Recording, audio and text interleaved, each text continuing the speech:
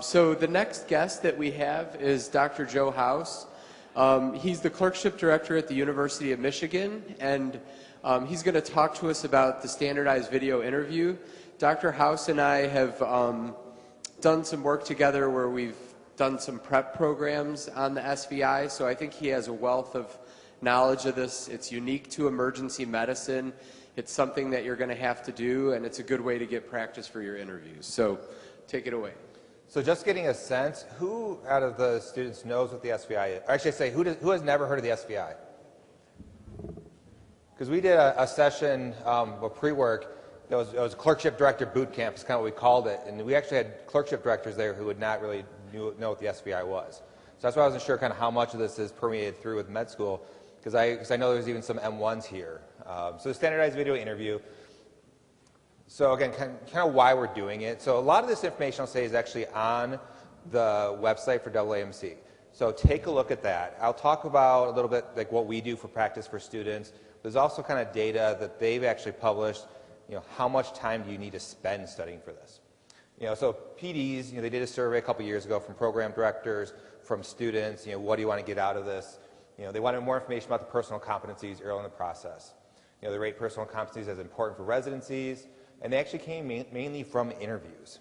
So it'd be nice if there was something they could use as a screening tool to maybe screen some people out, or maybe even catch some people that may not have been as good at performers on step scores or grade scores. That's what they're looking for. Because all programs will have a different type of student they're looking for. I don't think that's a secret. But can they use that SVI to kind of either screen someone in or out using that? And then again, current information about personal competencies is really hard to use and interpret. Because I will tell you, every medical school has a different way they do their grading, has a different way of doing their competencies. Some places don't really have competencies, and some are really focused on the competencies.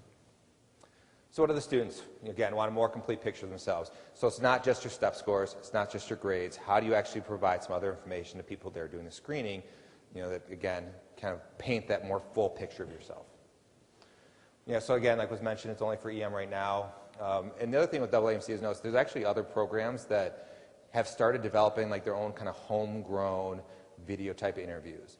And I have not looked into it, but I've heard kind of rumors. I think ortho, ENT, some of those are doing this. So the AAMC said, well, if people are doing it, why don't we do it? And why don't we try to make a well-developed program, make it standardized across all specialties, and again, obviously having a little more resources going into it.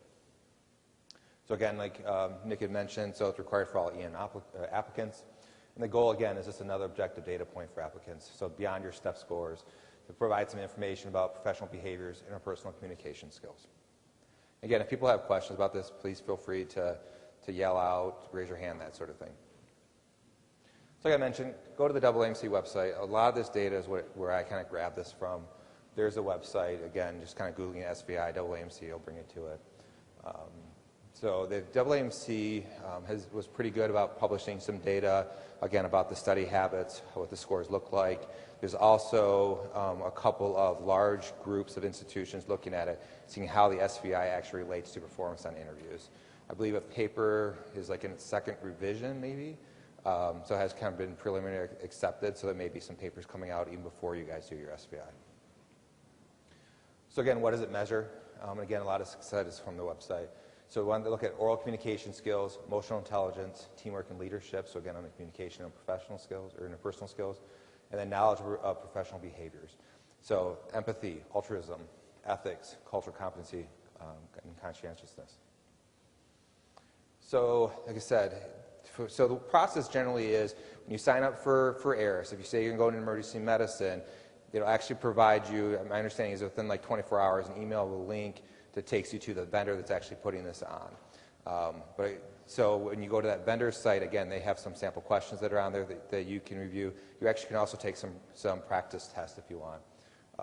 So again, some of the questions that they look at, and again, I took this directly from the AAMC website. So I want to describe previous experiences. So that demonstrate your level of knowledge, skills related to interpersonal communication skills, professional behavior.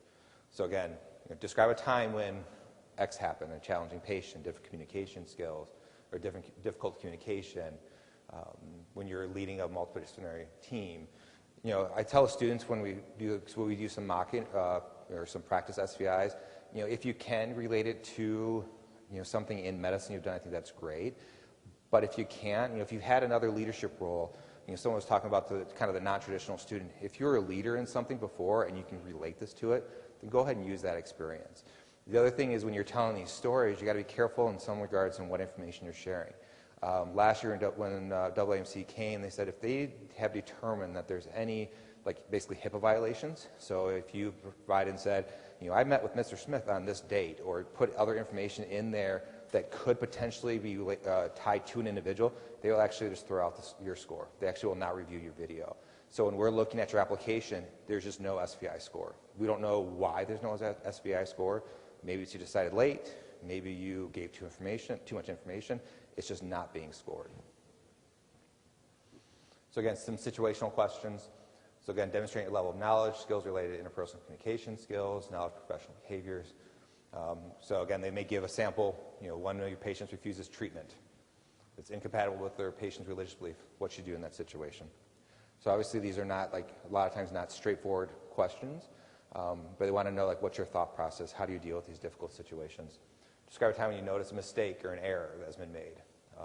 A lot of these times, too, is you'll actually see a lot of us will do interviews and actually have some of these similar questions on our actual interviews. But again, the goal is with this is that this is provided to individuals, to programs, to program directors, even before offering interviews. This is what they've published on what the scoring looks like.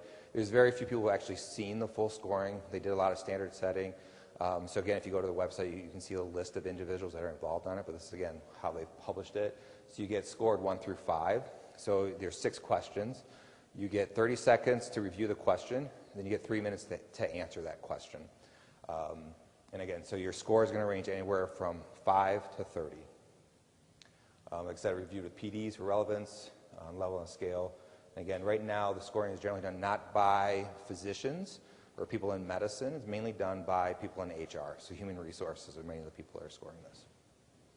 There is some talks that if this does go kind of full wide, where it's going to include every single residency, it actually might be scored by a computer. So again, you can have a lot of different discussions on how do you grade someone or rate someone on their communication and interpersonal skills with a computer. So what do some of the scores look like? So again, people we're talking about, how do you prepare for this? How much should you prepare for it? Does it make a difference to prepare for it? So again, this is AAMC. They had 1,500 applicants, and some people you can see scored or did not do any preparation for it, and their mean somewhere around maybe 18. People who spent more time with it, some of it was just reading the AAMC tips, completing practice, unfortunately, student interview questions related to frequencies. So the scores don't go up a ton depending on, so really the goal from this is to say, you got to do something. You read through the AAMC website, do a couple of sample questions. You don't need to spend hours and hours on this sort of thing. Now that being said, I know I'm talking to a lot of medical students, so just bringing up the SVI is going to bring a lot of anxiety, a lot of nervousness. And I think it's easy to say don't worry about it, but I think actually saying that causes more worry about it. But again, this is kind of what the data shows for it. Who helped prepare? So again, didn't prepare for it all. You can say I prepared on my own. Classmates, medical school advisor, others. Again, once you get some preparation, scores don't really change that much as long as you're doing some preparation for it. So any kind of questions about this? So preliminary results, when I've heard from the larger study that they're doing right now, it's pretty consistent with this. As long as you've done some practice, some reviewing, then again, scores are not that different. So again, looking at time. So again, did not prepare. And then you say 1 to 2 hours, all the way up to greater than 10 hours. Not that big of a difference from one score to the next.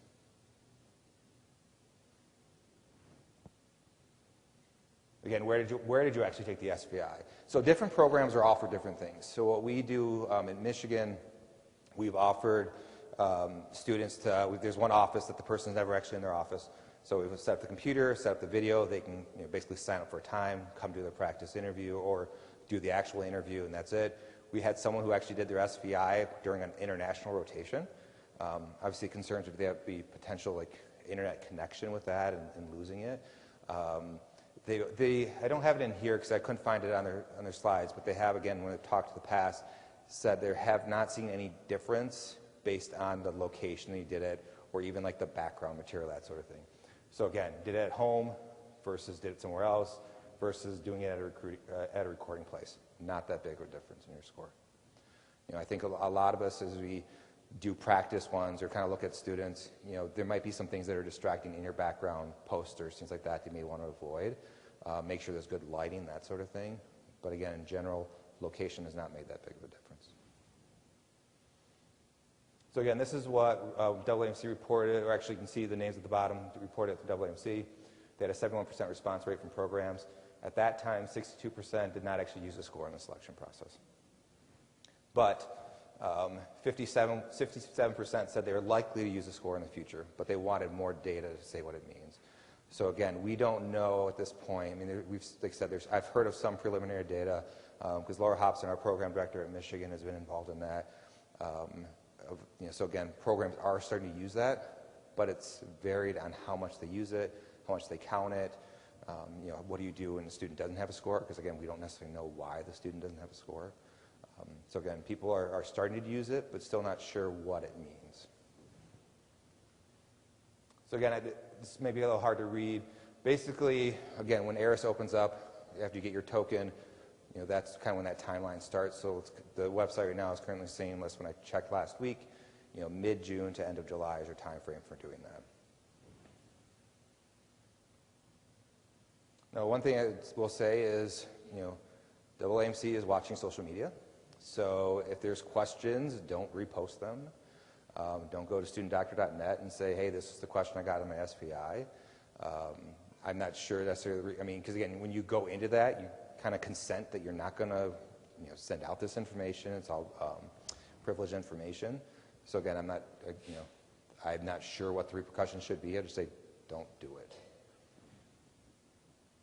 Oh, the other thing is, so let's just say you applied for EM this year, you decided, hey, you know what, after a year of medicine, I want to go do ortho. If next year ortho was using SVI, they could use the same video. So you're not necessarily get that chance to retake the video.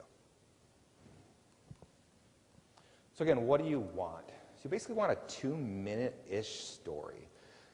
I've seen some people doing practice interviews where they're kind of rambling. You're like, I don't think you've ever answered the question, and then it just gets cut off. So you want to, like I said, 2-minute story. And if you're someone who does seem to kind of ramble, you may want to actually practice doing that. So again, you don't want to be too brief, but you also don't want to go past that time. This is the format that we talk to our students about practicing. I admittedly stole this from Tony Tsai, who's actually in the business school. So the business school has been doing, at least for Michigan and across the nation, is doing not straight standardized video interviews like what we're talking about where they record it, you send it in and someone scores it, but they will do like Skype interviews, that sort of thing. So this is the general format that he talks to his students about using it. So again, the CAR format. So again, tell me about time when. So you want to look at context, you want an action, you want a result. So I've seen some of these interviews, like our mock interviews, where a student will kind of go on about a poor interaction they had with someone, and then they just kind of end their story. And it's like, well, what was the result from it? What did you learn from it? What ended up happening? So again, you kind of want that beginning, that middle, and the end. What was the issue? What did what happened? What was this overall theme? What happened? What did you learn from it? So if it's a poor interaction, again, I took this away from it. I learned this from it. This is what I wish I would have done in the future. I plan to do in the future, that sort of thing. So what we have done for our practice for our students is we actually had one of our coordinators create a PowerPoint presentation. And they actually said it where, again, we just, you can grab questions off of what's available online, or we even grab questions that we're already asking our students, put it on a PowerPoint slide, and just have it set so that at 30 seconds, it switches to the next slide. And then it's just a blank screen. The actual SVI, and again, you can practice doing it, you basically are talking to yourself. There'll be an outline of shoulders and a head, and you've got to kind of keep your face, your head within the shoulder and head sort of thing. So again, obviously, it kind of lets you know distance-wise, are you too far away, too close, that sort of thing. So we had 2 questions for that. We then had the student email it to us, and then we try to get feedback from 2 different individuals provide to them. Now again, us that are giving feedback are not part of the group that developed it, because again, you're signing, when that group signed stuff saying they couldn't do that. So admittedly, some of the feedback we were giving to students may not be exactly what they're looking for, when they do the scoring. But I mean, if I'm looking at a student and they're constantly looking down, they're fumbling with things, they're looking off to the side, there's lots of, as I mentioned earlier, lots of ums and ahs. I mean, that's some feedback that we can give to students of something to think about. And then we had one student who was just very nervous, very anxious about everything. So he actually videotaped himself and actually used that as kind of that self-reflection on what he does and what he can do to avoid it. So actually for him, he, under the table, had a pen that he just kind of played with. That was his way of kind of dealing with some of his tics, not the other one, but T-I-C-K-S, or T-I-C-S. That was his way of kind of preventing some of these things. Again, something that he practiced on and off doing that. We also, again, like it was mentioned in some other talks, our medical school, our counselors, so if we have a student who we think really struggles, we actually will reach out to our counselor and have the student go do mock interviews with the counselor as well. So what questions do people have about the SVI?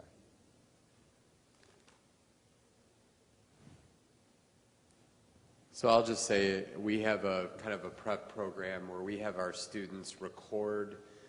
We take questions off. There's mock questions on the website for the AAMC SVI, and we have them actually record their responses to those two questions and send us the video, and then we'll look at the video and give them feedback. And most of the time, it's really great, but I've had a couple that where, the background of the room is all disheveled, or there was one where it was kind of just grazing the top of the person's head, like the camera wasn't even really capturing the student. So I think the value of these preparation programs is getting a chance to practice this in the setting where you're going to do your SVI kind of in professional attire. So I would recommend that, but clearly you don't have to do a whole lot more than that based on the literature that you showed. All right. Great. Thank you. Round of applause.